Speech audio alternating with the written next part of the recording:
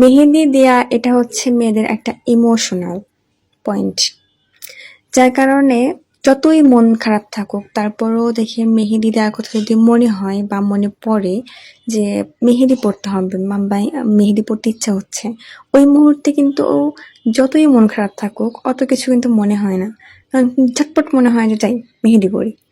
মানে মেহেদি পড়তে গেলে কেন মনটা খুবই ভালো হয়, খুবই ভালো হয়ে যায়। যার কারণে আমার মনে হয় যে, যে মুহূর্তে মানে ফ্রি সময় যখন আমরা মেহেদি পড়াই বা মেহেদি দেই, তখন মনে হয় যে মেহেদি নিয়ে অনেকটা চিন্তা করতে হয়। কেমন ডিজাইন করব, কেমন ডিজাইন করলে ভালো হবে। অথচ মন খারাপ যখন থাকে বা যে মুহূর্তে মন খারাপ নিয়ে মেহেদি পড়তে আসি, সে মুহূর্তে এত চিন্তা ভাবনা করতে হয় না। ওই মুহূর্তে কেন জানি মনে হয় যে মানে ডিজাইনটা মাথার মধ্যে অলরেডি ঘুরে। যে মানে ডিজাইন করতে বসলেই কেন জানি মানে একা একাই হাত ঘুরে, একা একাই সবকিছু হয়, একা একাই ডিজাইন মনে হয় মাথার মধ্যে থেকে বের হয়ে আসে।